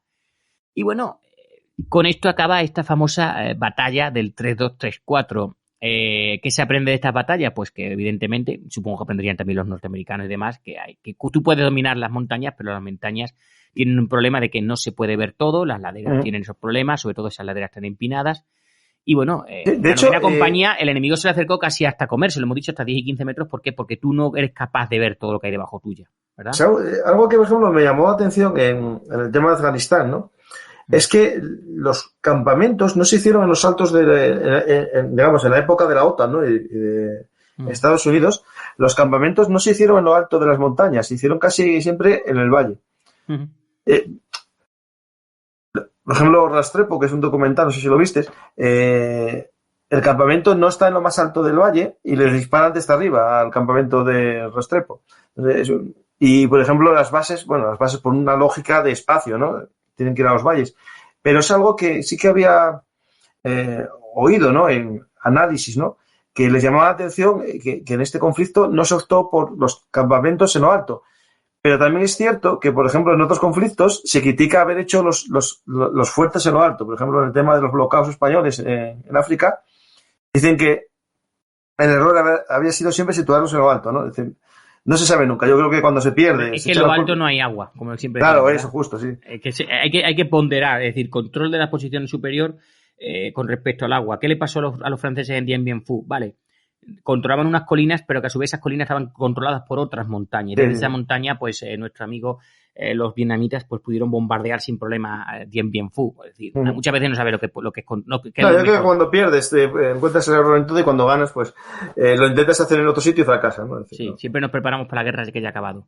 Sí. Y bueno, yo no sé hasta qué punto los pakistaníes no se jugaron, ¿verdad? Que le hubiera caído una gorda. Lo que pasa es que se salvaron porque, si no sabéis, los pakistaníes se salvan de toda esta historia contra americanos, británicos o soviéticos porque tienen armas nucleares. Es decir, eso es lo único que te puede salvar dentro de la doctrina de la disensión nuclear. Que el tener armas nucleares, a la mala, algo te salva. De hecho, cuando la guerra, digamos, la que vivimos hasta hace poco, ¿no? Contra los talibanes, se hablaba siempre de que Afganistán había sido como el refugio de los talibanes, esa zona tribal, ¿no? Esa zona de los pastunes en Afganistán, porque Estados Unidos no se atrevía a atacar un país con armas nucleares. No sé si tú viste la serie Homeland. No la he terminado, no la he visto. Vamos. Pues las últimas temporadas tratan el tema de una negociación de paz con los talibanes, ¿no? Y habla mucho de eso, del miedo a atacar al territorio, a los talibanes en Pakistán, porque tiene armas nucleares, ¿no? Y de hecho tiene Pakistán unas armas que son como portátiles, digamos, su arsenal nuclear no lo tiene en silos. Es armamento táctico, ¿no? Es táctico, sí, lo tiene como, en plataformas tipo Scud y las mueve rápidamente para usarlas en un ataque, en la película decían, en un ataque directo a las bases americanas en Bagram, por ejemplo, y los demás territorios que tenía en Afganistán. Es decir, yo creo que Pakistán se libra por eso, ¿no? Porque, digamos, las armas nucleares impiden que te ataquen. Es decir, es como digamos, un... Sí, la disensión nuclear, la disensión. Sí, pero que funciona hasta para guerra ligera, ¿no? Es decir, nadie se mete con alguien que tenga un arma nuclear. No, porque, a ver, el terrorismo nuclear, como hace mucho tiempo que me explicaron en una asignatura llamada terrorismo global, no existe. El terrorismo global, a ver, entiéndeme, el terrorismo nuclear no existe por la sencilla razón de que tú no puedes mover, como las películas, un arma nuclear y colocarla en medio de Nueva York. Eso es imposible. Sí. Eso no va a existir. ¿Qué puedes hacer? Puedes coger material nuclear, robado en un hospital, robado en cualquier sitio, rodear un núcleo de armas estándar o ponerlo junto con explosivos nucleares y lo que hace es esparcir. Una bomba sucia. Exactamente, una bomba sucia. El arma nuclear, como se veía en las películas de los años 90, donde el malo era el típico general soviético que estaba cabreado y que venía arma nuclear, eso no existe, ¿vale? Entonces, ¿qué pasa? Que Pakistán sí tiene esas armas nucleares tácticas y en un momento dado, pues te coloca la bomba donde, no sé, a ver, no te voy a decir en Estados Unidos, pero te la pongo en Delhi o te la pongo en cualquier ciudad hindú o india, si queréis decirlo así, y la hemos liado.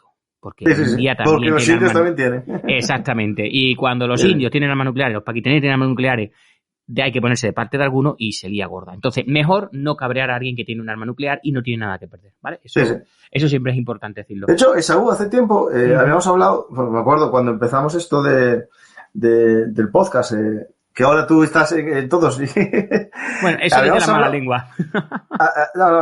Y lo oyen los oídos, los buenos oídos, que estás en todos. Habíamos hablado de hacer un programa un día sobre esto de las armas nucleares. Cuando quieras. ¿Te acuerdas, no? No sé si habías hablado me encanta la idea de las armas nucleares. La idea de las armas nucleares. A ver, el tema del terrorismo nuclear, a ver, es más miedo el que nos ha metido Hollywood del que existe en realidad. Pero es bueno que exista el miedo. O sea, no quiere decir que bajemos la guardia. Existe el miedo a un arma nuclear. Pero yo creo que ahora mismo es más peligroso un tío con una AK-47. En un metro, sí. En un metro, que un arma biológico-química nuclear, porque no van a hacer tanto. O sea, todavía me acuerdo, ¿te acuerdas cuando los japoneses, aquellos locos de la secta japonesa que lanzaron gasarina en un metro? Y es verdad, murieron 2 o 3, hubo cientos de heridos, pero, oye, según las películas tenía que haber muerto todo el metro, ¿verdad? Sí, no, y si tú metes 2 locos en el metro, consigues más, Sí, o sea, que no, que tú metes, exactamente, que tú metes, viste tú lo que pasó en Barcelona, 3 tíos con falsos chalecos y unos cuchillos hicieron una auténtica matanza. ¿Por qué? Porque la gente no sabe lo que puede pasar, es decir, el miedo a lo desconocido. Pero vengo a decirte, cuando quieras, hablar sobre todo. Pues piénsalo, y vamos a ir haciéndolo. Muy bien. Me compro un maletín Samsonite y hago de maletín soviético. Exactamente. Oye, que le han robado un arma nuclear, como si fuera tan fácil, ¿verdad? Y nada, oye, pero la gente, espero que le haya gustado esta historia del 3234, por eso, porque te demuestra un poco la doctrina soviética, ¿vale? Estas cosas, lo mejor es mucha artillería, muchos cohetes, aviación, pues un poquito menos, porque en este caso los afganos pues controlaban, dominaban la posición con sus armas antiaéreas, que se le habían cedido los soviéticos, los americanos. El Stinger no sale de la nada, el Stinger es un misil. No, el Stinger yo creo que es casi imposible conseguirlo en el mercado negro. Las demás armas, la CIA te las puede conseguir, pero el Stinger va directo de fábrica. Exactamente, como se veía en la película de la guerra de Charlie Wilson, cuando decía que yo decía, hombre, una presencia de armamento moderno podría suponer, y yo decía, a mí me da igual lo que pueda suponer, dale misiles Stinger a estos pastores, que verás que pronto empiezan a caer los Mi-24, los Mi-8 y los Mi-25. Y efectivamente, cuando tú no controlas el aire, o cuando el apoyo aéreo tiene que ser desde tan arriba, que no es un apoyo aéreo cercano, ¿verdad? Lo que se conoce como un COS, pues evidentemente has perdido el control del territorio, ¿vale? Incluso cuando los soviéticos empezaron a meterse en las ciudades y dejaron el campo. Es más, cuando se van en el 88-89, ya las tropas soviéticas estaban en las ciudades, pero es que las tropas afganas estaban en las ciudades. Es decir, el 80% del territorio afgano se lo había cedido al enemigo. Cuando el enemigo controla el 80% del territorio, puede decidir cuándo ataca, dónde ataca, cómo ataca y retirarse cuando le dé la gana. Es decir, le acabas de dar que la guerra es suya. Acabas de darle eso. Por si alguien tiene una duda, España, 1808-1814. Los franceses se metieron en las ciudades y nos dejaron a los españoles movernos. A los guerrilleros. Exactamente, nos dejaron movernos por ahí y hay algunos guerrilleros que se dedicaban a atacar. Me recuerdo uno que llegó incluso a pasearse por dentro de Madrid y las tropas francesas no eran capaces de salir de sus cuarteles para atacarle, para que te hagas una idea. Pues es lo malo de la guerra asimétrica, ¿no? Esa guerra, digamos, de guerrillas que ahora tiene ese nombre de guerra asimétrica. Sí, ahora se llaman terroristas, lo que antes, pues, depende si ganas o no ganas, ¿verdad? No, ahora el término es, ¿cómo es el otro? No es terrorista, ¿no? Es lo que usan los insurgentes. Insurgentes, sí. Sí. O sea, pero tú piensas que los españoles de 1808 y 1813 hubieran sido insurgentes, ¿no? Bajo la designación actual. Sí. Es decir, excepto aquellos que formaban parte del ejército español, que lo había, y había un ejército español que por más que se defenestre, oye, el ejército español estuvo en Bailén y estuvo en muchas batallas. Cierto es que los guerrilleros también.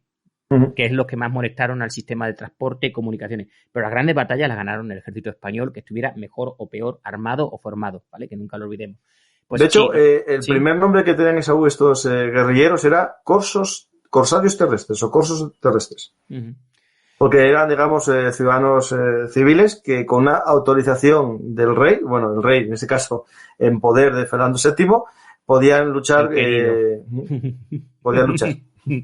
Bueno, vamos a dejar aquí, ¿no, Francisco? Que se nos está yendo un poquito la pinza, aunque supongo que a la gente le gusta que vayamos a un tema otro porque lo hace más dinámico, ¿verdad? Al final, la gente, estas pinzas que se van al final les gusta mucho, te lo digo yo. Y pues nada, Esaú, ya sabes que esta es tu casa, cuando quieras, nos reunimos. Perfecto. Y volvemos a hablar. Apuntamos, ahora... terrorismo nuclear cuando... A ver, la gente me diga, no sé qué, bueno, yo voy a hablar de lo que sé, no de lo que no sé, no voy a hablar, y de las teorías, ¿vale?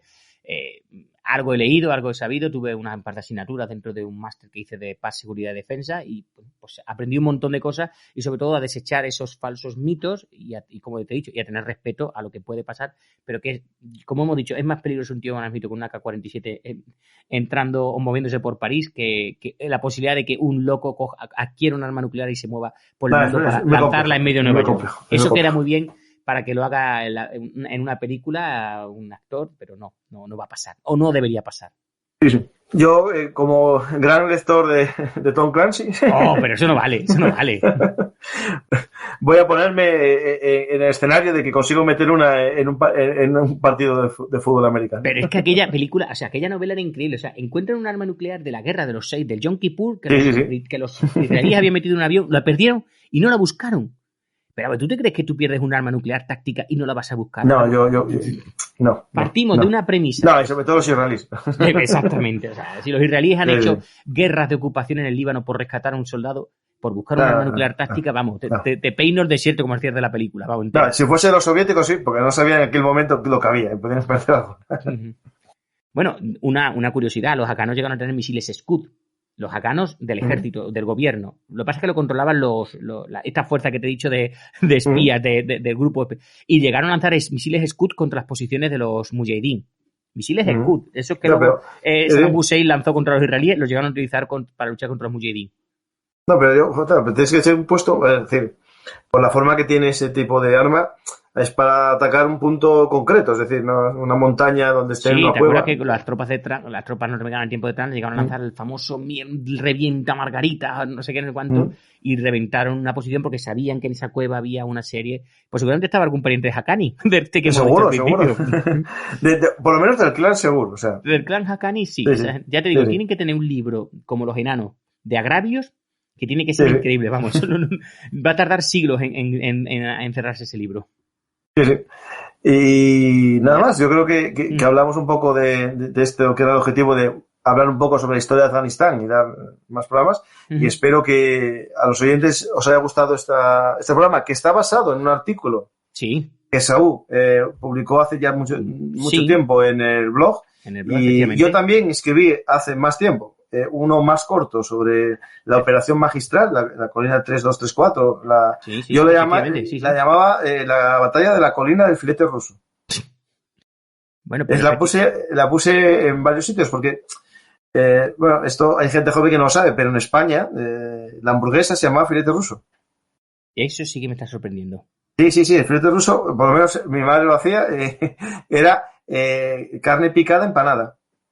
Pero eso no es una hamburguesa. Es lo que había, no había hamburguesas en España antes. De hecho, el filete ruso, mi padre me contaba, pero empanada poco, era un poco con pan rallado, no era con huevo y tal. Sí. En su cuartel, cuando había una fiesta, en vez de filete ruso le llamaron filete nacional y yo tenía la carta del menú. ¿Y la ensaladilla cómo era? Era ensalada nacional también, eso sí, era ensalada nacional y filete nacional. Sí. Oye, que nadie se ría que cuando los franceses se opusieron a la guerra de Afganistán, los americanos dejaron de llamar patatas fritas o patatas francesas y llamaron patatas de la libertad. Así que si no nos vayamos a reírnos, ¿tú te acuerdas de aquello? No, claro. No eran los French fries, sino los Y no te rías, que no llegó a ser una guerra, ¿no? Pero yo sí que creo que es un conflicto diplomático entre Bélgica y Francia, el tema de las patatas, ¿no? Porque la patata frita, de French fry, estas americanas, ¿no? Las que comemos en el McDonald's, que ellos se llaman a French. Lo que acabo de decir, Sí, eso es porque supuestamente los primeros americanos que las comieron hablaban francés, el que le dio la patata frita, ¿no? Y ellos no sabían si estaban claro, ellos hablaban francés, pero era en Bélgica. Y de hecho, en Brujas. Sí. ¿Tú estuviste en Brujas? Yo estuve 2 semanas para 3 en Brujas y hacen unas patatas fritas increíbles, pero con un aceite que no sabe a nada. Sí, yo estaba en el museo, tengo fotos. El museo de la patata frita, claro. Tienen el museo de la patata frita. Eso, y en ese museo de la patata frita está ahí porque son ellos los que lo inventaron. Entonces no fueron los franceses, fueron los belgas. Pero os digo una cosa, los franceses fríen en un mejunje, que ellos llaman aceite, que es mentira, llaman el perfil de las patatas, y para que sepan algo le ponen salsa de todo. Y había unas patatas fritas, me acuerdo, con una salsa andaluza, la pedí, y de andaluza tenía aquello nada más que el nombre, ¿vale? No tenía nada más, para que te hagas una idea. Pero sí, A ver, si tú fijas, pues ahí está la historia. Ahí sería tienen el Museo de la Patata Frita con todo lo que te puedes imaginar, el gorro y el adorno típico y el típico muñeco para que pongas tu cara. Yo lo he visitado, está en Brujas, el Museo de la Patata Frita, efectivamente. Pues ya está. Ya tenemos aquí gastronómicamente el filete de ruso, que lo podéis buscar, que es eso. Estoy viéndolo, tiene buena pinta. Sí. Está buena pinta, sí. A mí me lo hacía alguna vez mi madre. Entonces, para los soviéticos sería su filete de hamburguesa, su batalla de la hamburguesa, ¿no? Muy bien. O de la carne picada. Pues ya está, Francisco. Pues muchas gracias, Saúl, por volver a tu casa. Ya sabéis los oyentes que todos los lunes Saúl trata de subir algún artículo que encuentra en sus búsquedas por internet en lo más profundo de la deep web histórica, y saca artículos, a veces también escribe el artículo completo, otras veces lo traduce, muy interesantes todos los lunes en Bellum Artis.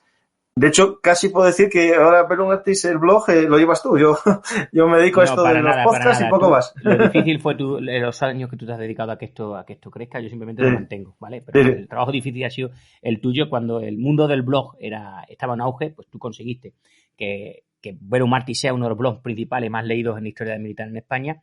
Ahora se mantiene menos, hay menos lectores, porque es verdad que en general, porque la gente lee menos. La gente lee menos. Sí. Pero oye, nosotros apostamos por mantener la historia hablada, como haces tú en los podcasts, y escrita en los blogs, y seguimos publicando porque creemos que es interesante llevar a cabo pues esta labor didáctica e histórica, pues en este caso de documentos históricos. Muchas veces volvemos mucho a la Segunda Guerra Mundial porque al final en los números los que la gente gusta, ¿vale? Sí. Pero bueno, Guerra de Vietnam, Guerra de Corea, Segunda Guerra Mundial, pues siempre hay algo nuevo que encontrar, o incluso volvemos a las viejas costumbres. Te saco un artículo sobre el 88 alemán y oye, hay nuestro boletín de inteligencia que a veces ya hiciste un programa de versión radiofónica y quedó súper guay. Y de vez en cuando haremos alguno más del boletín de inteligencia. Sí. Queridos soldados, os voy a presentar a vuestro enemigo, el cañón. ¿Cómo funciona el machacapatatas alemán, la granada de palo? Me encantaba una vez que leí que decía uno de estos boletines, dice, el enemigo tiene el 88 milímetros. ¿Y qué tenemos los americanos? Yo pensaba que iban a tener, que tienen. Tenemos a 12 fusileros. Digo, vete a tomar por culo. O sea, contra un 88 alemán, 12 fusileros americanos. Digo, vale, perfecto. Sí, pero son de Nebraska. Sí, no lo sé. Son como paraquedistas rusos. Sí. Francisco, no desvariamos más. Venga. No más. Pues muchas gracias, Esaú, y a los oyentes espero os haya gustado esta historia hablada que nos llevó al Afganistán en la época del final de la guerra soviético-afgana o soviético-mujahidín, porque había afganos en el bando soviético también. Sí, y había muy pocos afganos también, y había árabes, marroquíes y de otras regiones. Sí. Estamos ahí, que a veces los nombres dan a confusión.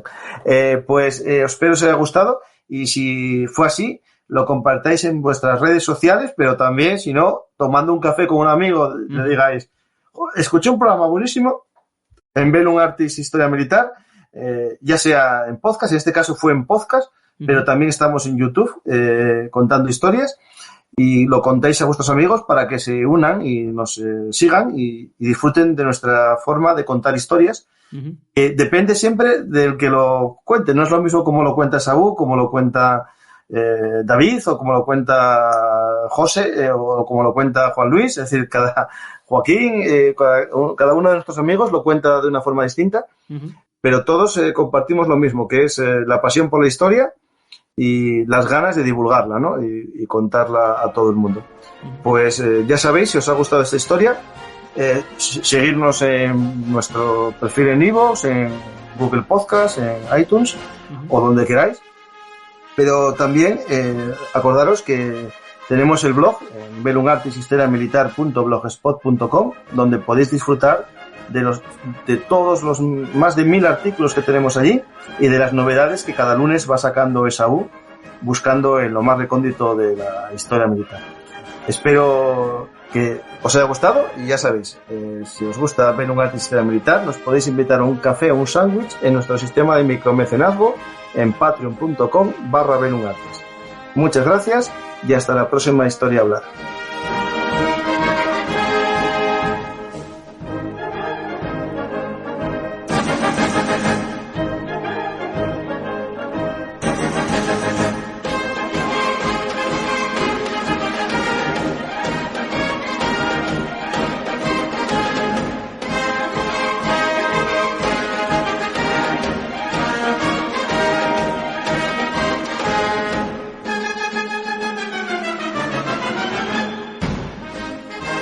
Si os gustan nuestras historias habladas, os lo ponemos fácil.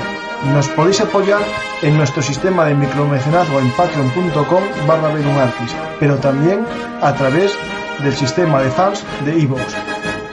Es la escucha anticipada de algunos de nuestros programas. Ya sabéis que nacimos como un proyecto de divulgación por hobby y no vamos a hacer nunca programas encerrados solo para fans, pero sí que podemos agradeceros vuestro apoyo escuchando los programas antes que los demás. Muchas gracias a todos y os invito a compartir nuestros programas para que lleguen a más gente.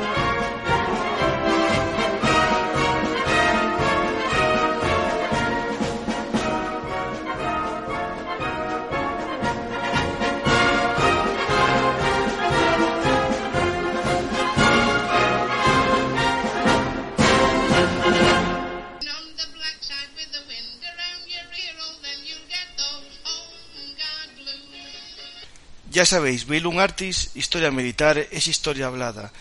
Estamos como siempre en todas las redes sociales, pero recordar, ahora nuestra dirección es belunartishistoriamilitar.blogspot.com. No os olvidéis, Belun Artis es el blog de la historia militar. Muchas gracias.